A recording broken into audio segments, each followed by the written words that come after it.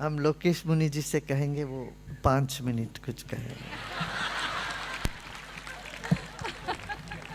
नहीं तो आप लोग खाना वाना सब छोड़ देंगे, सुनते रहोगे। मुनि जी तो बहुत अच्छा बोलने में, बहुत अच्छा सबको रिझा देते हैं। तो मैं 5 मिनट के लिए कहूँगा, उसके बाद फिर अपना चलो। अध्यात्म साधना के शिखर पुरुष परम पूज्य गुरुदेव, उपस्थित बंधुओं और बहनों, सितारों का मेला लगता है किसी दिन, जन्नत में सोया जगता है किसी दिन, कभी तो आती है जीवन में अनमोल घड़ियां, ढलती है सीपी में जब मुक्ता की लड़ियां। सचमुच में आज ऐसी ही घड़ी मेरे जीवन में उदित हुई है कि अपना जन्म दिवस पूज्य गुरुदेव के सन्निधि में मिलाने का अनुपम अवसर प्राप्त हुआ है। यूं तो जन्म दिवस आत्मावलोकन का, आत्मचिंतन का, आत्म प्रतिलेखन का, एक सिंहावलोकन का दिन होता है। प्रातःकाल जब मैं ध्यान में इष्ट के स्मरण में बैठा, 2 संकल्प सामने आए। पहला संकल्प स्वयं के लिए, अपने आप के लिए, और वो गुरुदेव की साक्षी से मैं उनसे मांगता हूं कि मैं सदैव सच्चाई और अच्छाई के रास्ते पे चलता रहूं, चाहे प्रतिकूल भी परिस्थिति हो तब भी सच्चाई और अच्छाई का मार्ग रास्ता न छूटे। पहला संकल्प अपने आप के लिए। जैन मुनि के लिए कहा जाता है तिन्नाणम तार्याणम, अपना आत्म कल्याण और साथ साथ में जन कल्याण, लोक कल्याण।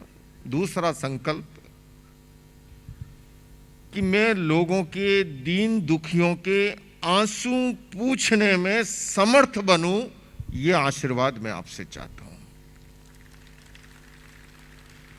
मैं सौभाग्यशाली, मुझे जैन कुल में जन्म लेने का अवसर मिला, और जैसा पूज्य गुरुदेव ने कहा कि जैन दर्शन की विशेषताएं हैं, जिसमें अहिंसा है, अनेकांत दर्शन है, शाकाहार है, स्यादवाद है, तो ये मुझे सब विरासत में मिला।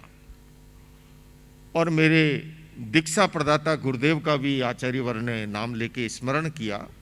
आज पूज्य गुरुदेव सर्वपल्ली राधा कृष्णन जी का भी आज दिन है, और उन्होंने एक ग्रंथ लिखा था जिसका टाइटल था लिविंग विद पर्पस, उद्देश्यपूर्ण जीवन। और मैं ये बताना चाहता हूं कि उसमें उन्होंने 14 महापुरुषों का जीवन चरित्र उकेरा था, डॉक्टर सर्वपल्ली राधाकृष्णन ने। और जिस समय उन्होंने ये ग्रंथ लिखा, 13 महापुरुष इस दुनिया में नहीं थे, स्वर्गस्थ हो चुके थे। एकमात्र एक महापुरुष उस समय जीवित था, और वो थे मेरे दीक्षा प्रदाता गुरु आचार्य तुलसी। तो विरासत में लिविंग विद पर्पज, उद्देश्यपूर्ण जीवन, इसने आकृष्ट किया। मैं सन्यास जीवन में आया, और जैसा गुरुदेव ने कहा, करीब मैं भी अपने जीवन में 22 वर्षों तक, सन 1983 से 2005 तक 21,000 किलोमीटर मैंने पैदल पदयात्राएं देश भर की कि तो इसी कालखंड में ज्यों ज्यों एजुकेशन बढ़ा, कुछ शिक्षा बढ़ी, कुछ समझ बढ़ी, कुछ जानकारियां हुई, तो मन में एक प्रश्न कचोटने लगा। भगवान बुद्ध और भगवान महावीर दोनों समकालीन, और आप और हम सभी जानते हैं कि महावीर दर्शन साइंटिफिक है, मोस्ट रिलेवेंट है।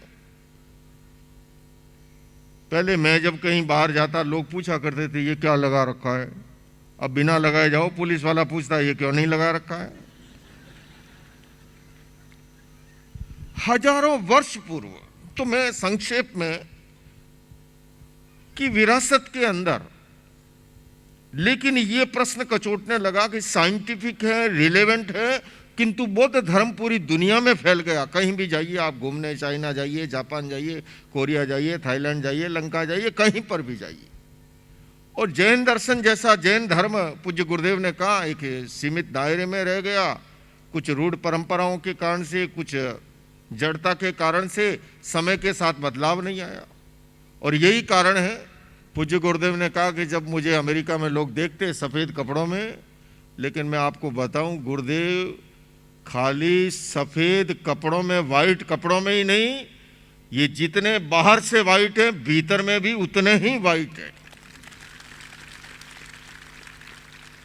और इसीलिए इनके अंदर जैन लोग गुरु के रूप में दर्शन करने लगे।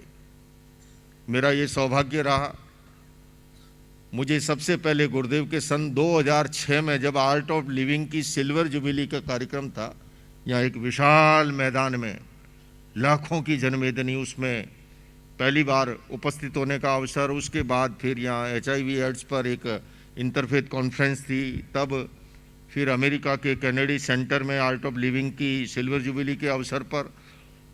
और मैं धीरे धीरे जैसे लोहा चुंबक की ओर खींचा चला जाता है, खींचा चला जाता है, खींचा चला जाता है। और वो तब संभव होता है कि जब भीतर के अंदर अध्यात्म का अवतरण होता है। गुरुदेव की निष्प्रियता, निष्काम स्नेह का निर्जर जिस तरह से बहता है, हालांकि ये मेरा सौभाग्य रहा है।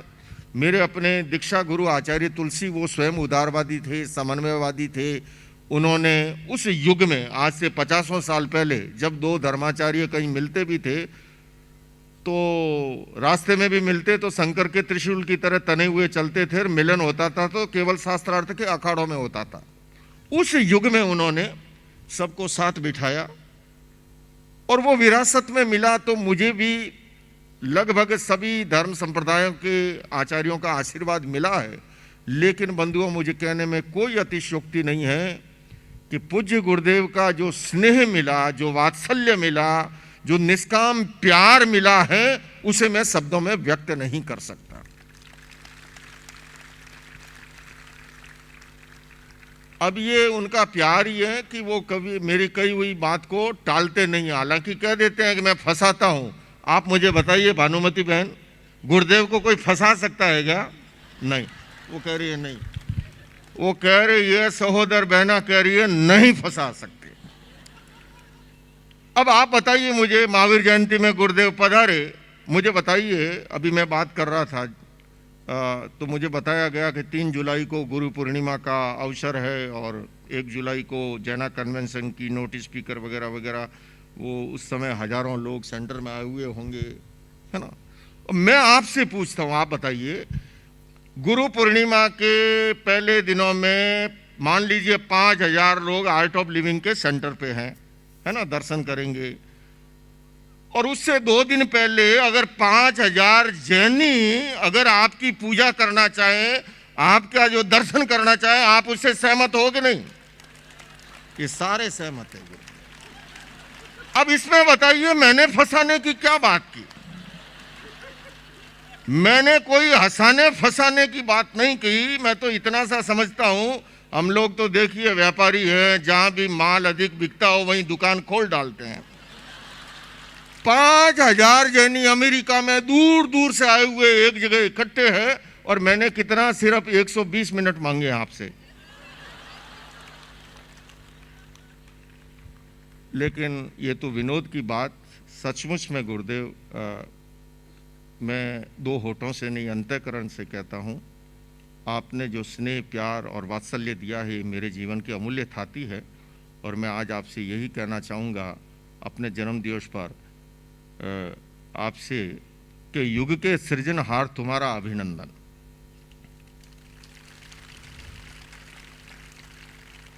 युग के सृजनहार तुम्हारा अभिनंदन और मानवता के अवतार तुम्हारा अभिनंदन। युग आए और चले गए, अनेक लोग इतिहास के काल के प्रवाह में बह गए। ऐसे महान प्रतापी एक अध्यात्म का, एक ऐसा महामानव जिन्होंने न जाने कितने युगों को जो है मार्गदर्शन किया है, उनको बदला है। इसलिए मैं कहता हूं कि युग के सृजनहार तुम्हारा अभिनंदन और मानवता के अवतार तुम्हारा अभिनंदन। मांगता है लोक, मेरे गुरु ने मेरा नाम दिया था दीक्षित करते वक्त मुनि लोक प्रकाश, और मुझे पूछा भी था, तो उस समय मैं तो बच्चा था 22 साल का।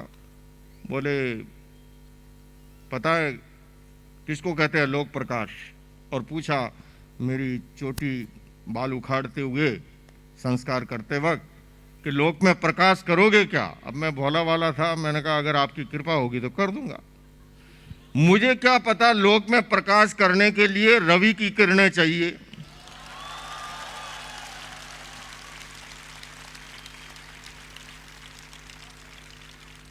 उसके बिना लोक में प्रकाश हो सकता है?